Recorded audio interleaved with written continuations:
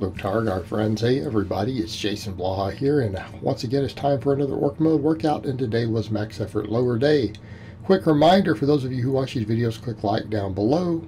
Help me keep the likes higher than the dislikes. And man, there were a lot of comments, and I really wasn't expecting that many comments because I thought everyone has been following my channel for the past year and a half, and I thought that they knew what training system I use and what I endorse and what I don't.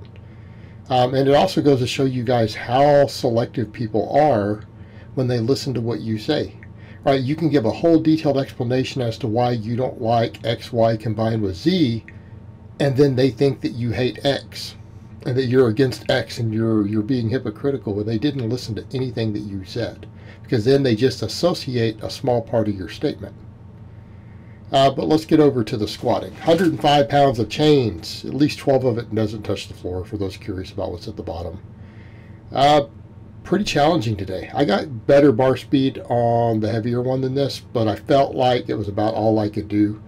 I maybe could have made another jump, but I had to deadlift next, and I wanted to just get good training max. We want to be at least 95% or higher. I mean, they're maxes. But I didn't want to make it super grindy today. I didn't want to miss a squat and then pull. I'm trying not to miss squats right now. And again, this session beat me up pretty good. But we ended up getting 482 with 105 pounds of chains. Again, a hair weaker than my 100 pounds of bands, which I did with 502 with this bar a couple weeks ago. But I felt like that lock was clean. You know, I'm really able to handle that chain weight at the top.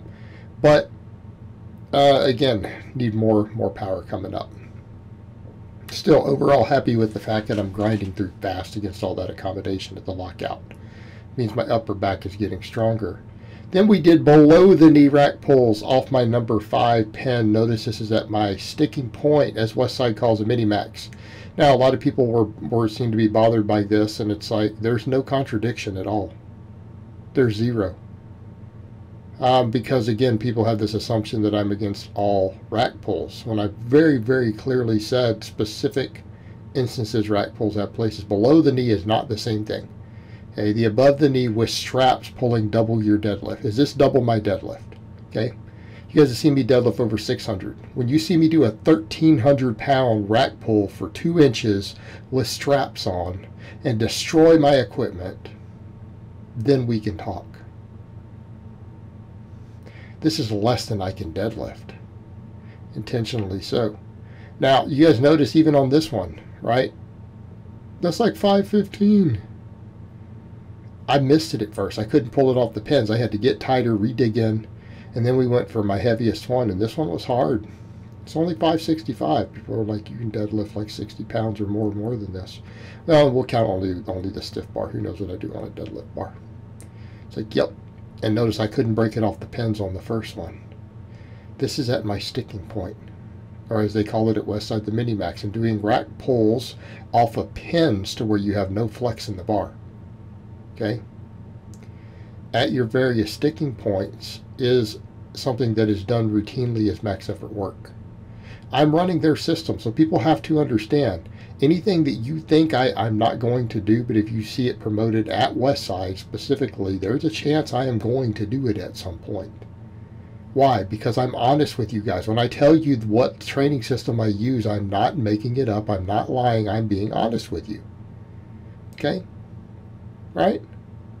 And I want to thank George, by the way. He gave me a tip on these grip work, and he also commented and explained why I'm doing what I'm doing. Below Dr. Rack Pull. Dr. Rack Pull, I'm sorry, brother, you have a lot to learn about training. I like you, but you have a lot to learn. Keep learning.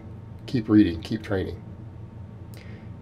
Hey, that being said, he commented specifically with what I was doing there. So another lifter who uses this system recognized what I was doing and had to explain it to other people. And when you have a guy who squats and deadlifts over 700 pounds who's saying, no, what he's doing builds brute strength, okay, and carry some good weight. So hopefully people saw that. These are going to be a little bit harder. I'm doing these below the knee. He actually raised in the comments the other day that actually it changes the way that you pull and grip when we're below the knee. You might want to do some of these below the knee. Good tip. He's right. I realized he was right when he said it too. I'm like, yeah, he's got a very valid point. So even though it might force me to even have to go a hair lighter, I'm doing some of these. But on this case, I'm not using the pins. People are like, why are you using the pins? Because I want to make it difficult. Watch the difference that the bar has a little bit of give in it when you're on the slings. Okay, there's more give. It's more forgiving. Now it's easier when I drop it, because with these I am going to drop because I'm going to grip failure. I'm controlling when I'm hitting the pins on the others. Those pins that I have are rated to 1,000 pounds. The bar is rated to 1,000 pounds. This is rogue stuff. I'll be okay dropping under control on those. And you know what? If I break them, so what? It's my bar, my safeties. I can drop another $100 for another pair of safeties. Keep in mind, look at the design of those safeties. They're two layered, by the way, the ones I was using. There's a rod that goes through, and then there's a cover that goes over the top as a separate pipe. So you have a rod that goes through a pipe. Okay, that is way less chance of bending the safeties. Way less chance of bending the safeties than what a lot of you guys have at your gyms. It's a rod and a pipe combination. Okay? This is stuff I think about when I'm buying equipment. What am I going to use it for in the worst case? How am I going to abuse this stuff? I think of these things, guys. But these I'm using as slings because I am going to drop them harder. So I'm using the slings. And these slings are rated to a lot more than 1,000 pounds. They'll take more than that. So me doing grip work and then having to drop it into there with grip failure is fine. And no, these are going to be weaker. This is below the knee. I'm already fatigued. My grip is already tired.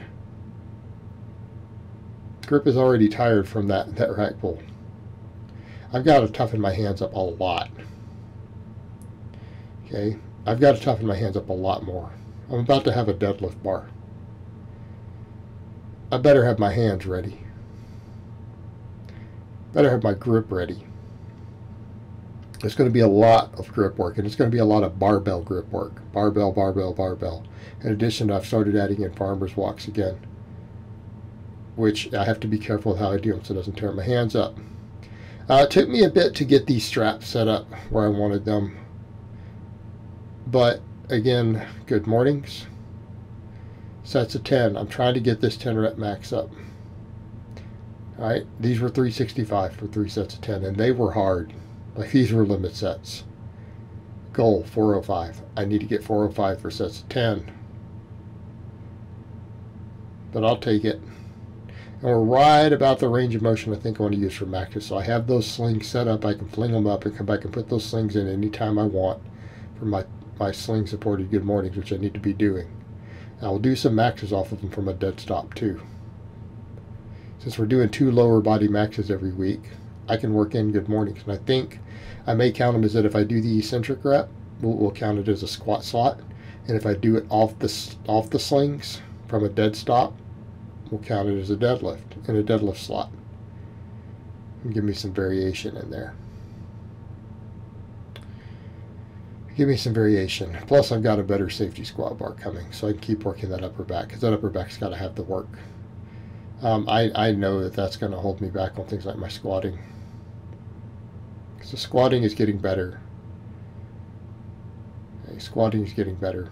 We've got a ways to go, but that upper back, and I know, I feel like my lats and stuff need work. I feel like even doing some of these harder variations of the deadlift, I'm just like, man, I should be stronger on these. My lower body strength is going up, up, up. It's like, it's my back. I know people are like, but you got a jacked back, Jason. I'm like, I do have a jacked back. It needs to be more jacked. My lower body is stronger than a lot of that back you're seeing there. I have to keep building it.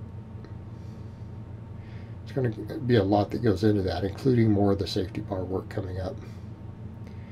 But these were tough today. Like, they were so hard that I didn't want to do snatch grip deadlifts. Because I was going to do snatch grip deadlifts. And these were so challenging. And I was so hammered from doing all the 2 different maxes, especially off the pins. Then getting these with 365, that I'm like, okay, I need to do at least 1 set of the snatch grip deadlifts. I may not do multiple sets a day. I want to get at least one set. I have figure 8 straps coming, which will make strapping up easier, be less of a hassle. And so hopefully on Friday I'll come in and try to do 3 sets of them. But I did 1 set today, and it went pretty good. It was definitely fatiguing. It didn't feel it wasn't as rough as doing them the other day. But these are going to be a staple exercise. Almost to the point where I'm like, I may be able to pull the snatch grip high pulls out in place of these and go back to some sort of like maybe the Z press or something. The Z press off the pins. That one was interesting to build the rest of my shoulder girdle. But these bring a lot. I think this is going to be a staple for me. And I don't like it. I want to make that very, very clear. I hate this exercise with a passion. Especially sets of 10. But you know what? My God, do I feel it working in areas that I know need the work. Okay? It works my hips, which I know I need for squatting and other stuff. Works my lats. Works my whole T-spine area, that whole upper back. I mean, it just trashes that. I mean, it feels as much like a row on the lats, too. Like, I feel as much lat activation as I do on a row. Even though it's not really the same sort of dynamic movement, it's there. So we'll keep trying to do these. I mean, there are going to be days where I'm only up for 1 set, but it's like at least 1 set. 1 good hard set is better than not at all. But I didn't want to give up on lower body or upper body stuff and grip and traps and all that. So I ended up doing some shrugs today too, just to bridge the gap. But I just felt like after 1 set of these and all the other work, I was trashed today. Those good mornings really hit hard today after doing that deadlift. And this is a brutally hard exercise. And I need to get better and better getting out wider. I think the figure 8 strap should hopefully help me get set up to maintain it wider. Then we did our glute ham raises with the 10. 5 sets of 10 with a 10-pound weight using a harder setting. And that's kind of the thing I look at this. It's like I realize my hamstrings are strong. It's like I almost feel like I should be stronger at some of my lower body lifts based on the hamstrings. But I do realize I've got back limiting a lot of my stuff. Now, that again, that doesn't mean we don't train all these areas. But I know that I need more back. I need more back, more hip. Back, back, back. And when I say back, I'm talking the whole thing. Upper, middle, and lower trap. Lats, thoracic erectors, spinal erectors, rhomboids, all that stuff. I got to bring it all up. I feel like that's holding me back on a lot of my lifts. It needs to get bigger and stronger. But again, we don't want to neglect the hamstrings and things, because again, we come over to that other point. We can never have hamstrings that are too big or too strong either. All right? So we're doing these once a week. So I'm not coming in doing these twice a week. I feel like once a week's enough, because I have other lifts I want to do on dynamic effort day, which is really, it's a ton of work. It's a ton of work. But I do want to get this one direct single joint hamstring exercise in. And again, it works phenomenally well, especially on the harder settings like what I'm doing. Again, I get other coaches who come in, they comment. This is not average normal strength on a hamstring exercise. Look at where my setting is and where my knees are. Okay. But we can do better. We can do better. We can get to where we're doing more weight than that. 10's nice, but I want to keep getting stronger at it. I could do these for sets of 10 with a 25. Man, that would be pretty redunculous. I mean, I'll try to add weight over time, but right now just getting the 5x10s with this definitely gives me a very pronounced training effect. I definitely feel my hamstrings. But we have to keep the hamstrings growing. Even though they're not an ultra high priority, they will always be a benefit for a strength athlete. Always be a benefit. So we're always going to come in and do stuff like this, you know, at least once a week. You guys can tell at this point they're less of a priority when I'm only doing the glute ham raise once a week for 5 sets. Especially when I'm pretty strong at it.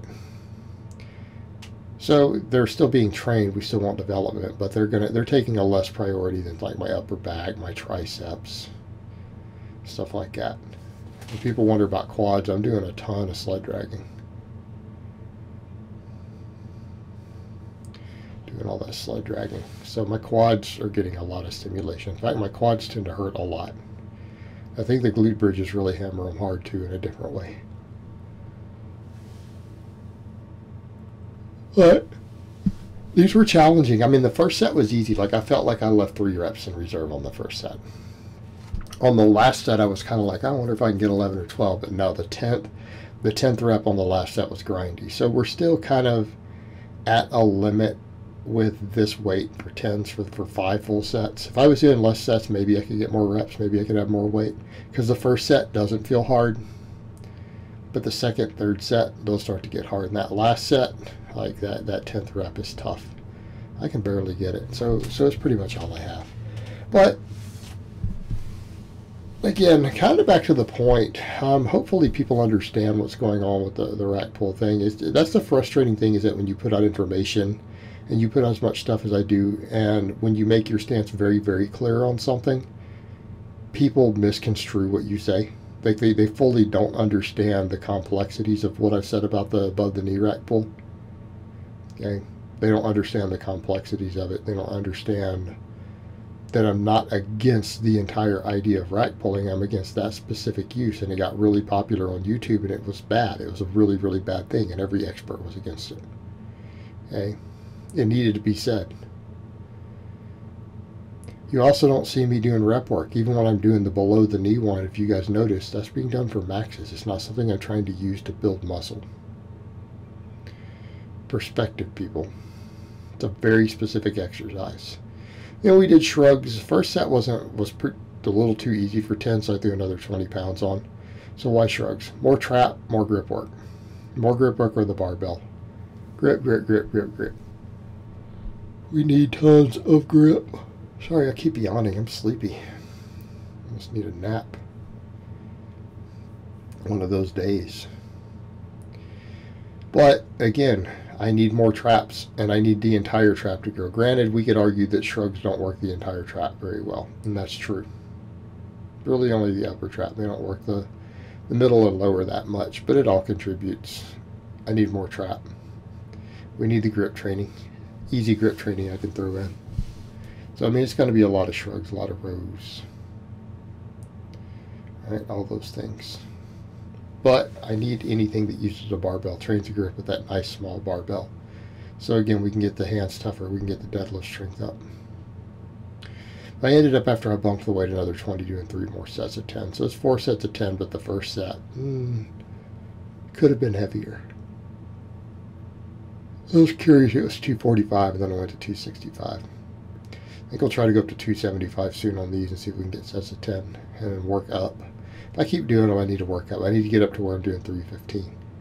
Because even that 315 for that grip work was tough. So I need to get up to where that's just a normal, easy double overhand grip for me to do shrugs and stuff with.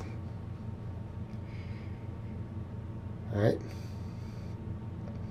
But again, grip training, upper back.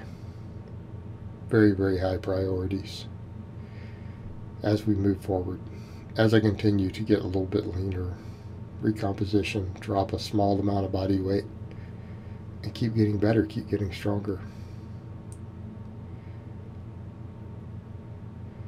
And I don't know, we at the, there we go, the reverse hypers. Bumped the weight today.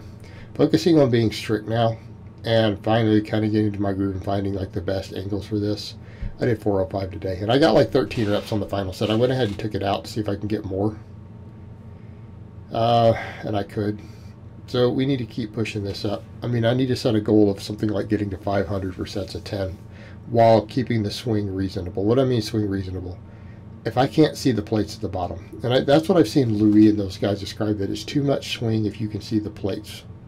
When the plates swing down at the bottom, if you can see the plates down below your face, it's too far. So I'm trying to not let the plates come into my view. And if I can do that, I'm generally doing what I need to do on these. So we need to get stronger and stronger. So just like we set strength standards, you know, like I've said, I need to get to 405 for those good mornings. You know, I need to get to like 500 on these. I need to get to 550 on the glute bridge, long-term 600.